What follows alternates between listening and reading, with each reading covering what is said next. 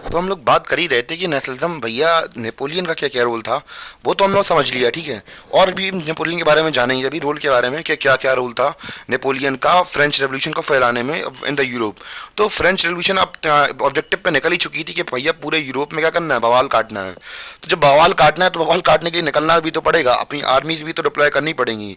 तो भैया यूरोप में क्या हो रहा था, अब आर्मी डिप्लॉय हो रही थी। अब भैया जो फ्रेंच आर्मी थी, तो ये जगह जगह जाके रेवोल्यूशन कर रहे थे, आओ बेटा लड़ें, अब कुछ करना है हमें। तो ऐसे कुछ विचारों के साथ हम लोग बात करें, फ्रेंच आर्मीज बढ़ रही थी। और जो कंट्री थी वहाँ पे क्या हो रहा था, वहाँ पे जो क्लब्स बन रहे थे, फ्रेंच आर्मी विच मूव्ड इनटू पोलैंड। तो भैया अलग अलग जगह पे मार्चा निकालते हुए चलेंगे, आओ बेटा हमें भी डेमोक्रेसी चाहिए, मतलब डेमोक्रेसी लेंगे हम लोग, अब मोनार्कशिप का खत्म हो गया सीन। तो हॉलैंड में जाएंगे, बेल्जियम में जाएंगे, स्विट्जरलैंड में जाएंगे। और हम लोग बात करें कि इटली में भी जाएंगे 1790s में।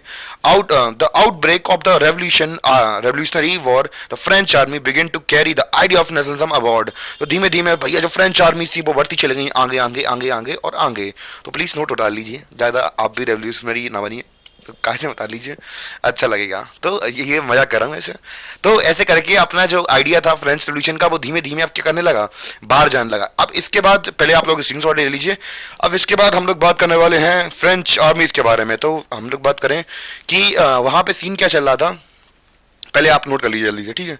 तो इन द एंड हम लोग एक स्टोरी के बारे में बात कर लेते हैं। तो अब हम लोग रोल समझेंगे किसका, नेपोलियन का रोल समझने ही वाले हैं इसमें, कि क्या क्या नेपोलियन का रोल रहा। तो उसको समझते हैं पहले हम। तो अब उसका जो हम लोग बात करें नेपोलियन बोनापार्ट का रोल है उसको समझते हैं। तो उनके रोल को समझने के लिए सबसे पहले हमें समझना होगा कि इट फ्रांस के अंदर क्या हो रहा था। यहाँ पे हमने देखा फ्रेंच रेवोल्यूशन स्टार्ट हो गई थी अपनी, ठीक है, फ्रेंच रेवोल्यूशन स्टार्ट हो गई। यहाँ पे हमने देखा कि जैकोबिन क्लब्स बन रहे थे, और धीमे धीमे जो हम लोग बात करें कंट्री है आगे बढ़ रही थी। और उसी के साइड में जो फ्रेंच आर्मी थी, तो जो फ्रेंच आर्मी थी ये धीमे धीमे जाके क्या कर रही थी, पावर कंट्रोल कर रही थी, मतलब धीमे धीमे जाके अपने आप को स्टेब्लिश करती जा रही थी। भले ही हम लोग बात करें इनके एडमिनिस्ट्रेटिव, भले ही हम लोग बात करें ये लोग डेमोक्रेसी के नाम पे कुछ भी कर रहा हूँ, धीमे धीमे अपने आप को स्टेब्लिश करते जा रहे थे आसपास के इलाके के अंदर। तो भैया ऐसे वक्त पे भैया नेपोलियन देखता है कि भैया लोहा गर्म है, मार देना चाहिए। तो भैया हम लोग बात करें कि नेपोलियन क्या करेगा आगे चल के यहाँ पे हम लोग बात करें थोड़ा आगे चलेगा, और यहाँ पे हम लोग बात करें फ्रेंच आर्मीज की मदद से यहाँ पे वो कह रहेगा कि भैया जो डेमोक्रेसी एमएसक्रेसी है, जो क्लब्स वगैरह हैं ये सब साइड में हटाओ, हम बैठ रहे हैं, जिसको जो करना है कर लो। तो इसके बाद एक जो हम लोग बात करें नेपोलियन है, वो डायलॉग भी मारेगा, आई just found a British I just found French crown in the gutter. मैं किसी मतलब किसी कंट्री को बुरा नहीं कह रहा। आई थिंक मैंने शायद उनकी जो मैंने अभी आपको क्लिप दिखाई थी मूवी की, तो थोड़ी देर पहले, तो उसी में क्लिप मतलब मूवी में बताया गया था।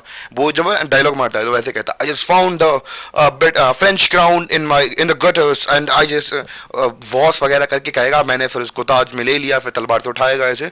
तो ऐसे करके वो पूरी अपने आप को क्या करेगा, स्टेब्लिश कर लेगा फ्रेंच के अंदर। और अपनी लोग उसको हम लोग बात करें अपोज भी नहीं करेंगे ज़्यादा। क्यों नहीं करेंगे, क्योंकि उसके जो एडमिनिस्ट्रेटिव रिफॉर्म्स थे वो काफ़ी अच्छे थे, काफ़ी हद तक। और स्टार्टिंग में हम लोग बात करें कि वेलकम भी किया उसका, पर बाद में जरूर चीज़ें खराब होने लगी, पर स्टार्टिंग में लोग उसे सपोर्ट कर रहे थे। और कैसे सपोर्ट कर रहे थे अब उसको भी देख लेते हैं। तो ये वाला सीन चल रहा था फ्रेंच के अंदर, फ्रांस के अंदर, कि कैसे कैसे जो नेपोलियन बोनापार्ट थे वो अपने आप को स्टेब्लिश कर रहे थे।